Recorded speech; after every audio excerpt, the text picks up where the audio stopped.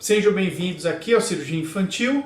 Eu, Dr. Maurício Calderon, vou falar sobre um tema hoje que foi escolhido através dos nossos seguidores das redes sociais, que são o sangramento nas fezes das crianças. Vou explicar para vocês aqui de uma maneira fácil para que todos consigam entender. E você que é novo aqui no canal, aproveite para se inscrever, ative os sininhos com as notificações para receber aí os nossos últimos vídeos e aproveite, curta, compartilhe esse vídeo para os seus amigos e familiares. Então simbora lá pro vídeo? Então roda a vinheta!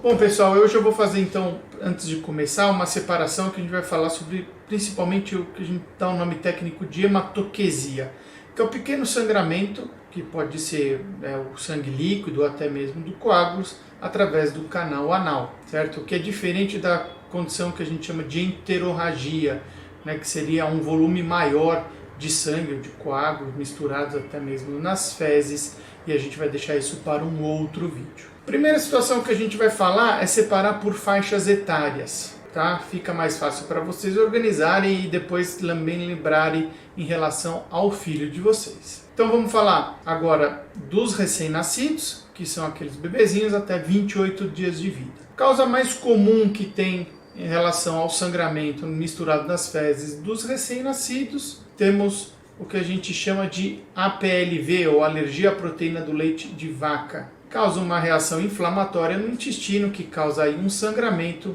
junto das fezes. É muito comum de acontecer.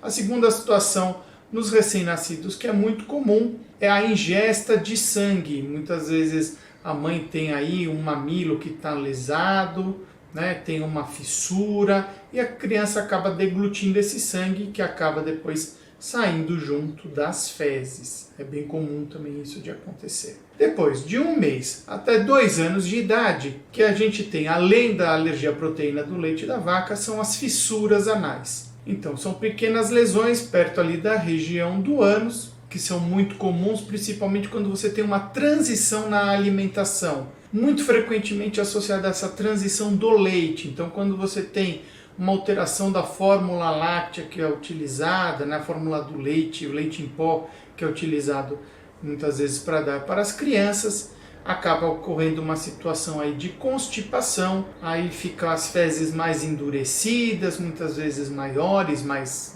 consistentes, e quando a criança vai evacuar, acaba muitas vezes por machucar a região ali do ânus e sangra junto com as fezes. Uma outra situação comum também de ter sangramento nesse período, entre aí, os lactentes até 2 anos de idade, é o que a gente chama de invaginação ou intuscepção intestinal. É uma situação bem mais grave, tá, de ocorrer.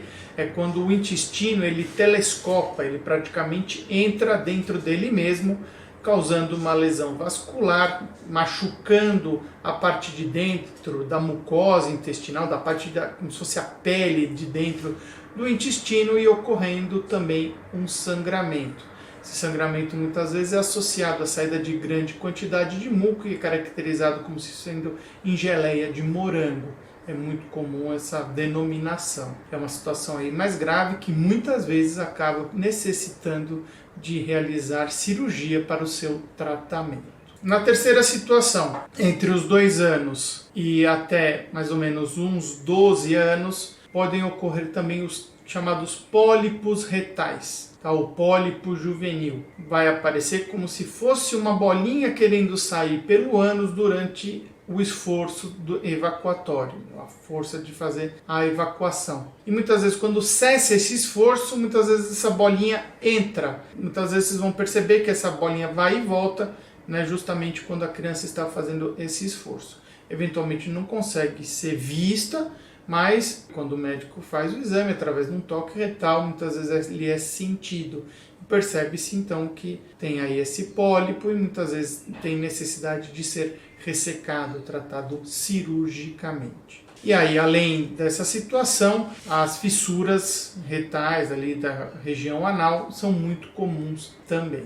Depois disso, aí quando entra na fase da adolescência, quando tem entre 12 até os 18 anos são muito comuns de aparecerem principalmente as hemorroidas. As hemorroidas associadas muitas vezes a quem é constipado, a quem faz muito esforço na hora de evacuar, quem tem um hábito alimentar pobre em frutas, verduras, legumes, ingere pouca água, muitas vezes tem essas constipações e tem essa dificuldade de evacuar e acaba aparecendo as hemorroidas. Elas também podem ser de repente pequenas, pontinhos azuis, que a gente chama blue dots, a região aí do ânus, que podem ter um sangramento pequeno a moderado, ou até mesmo as grandes hemorroidas que podem trombosar, que é a situação de quando coagula o sangue dentro da veia ali da hemorroide, podem ser então muito dolorosas. Esses casos mais graves muitas vezes acabam necessitando de cirurgia também. Bem, pessoal, e por último, a situação aí que pode ocorrer em qualquer uma das faixas etárias e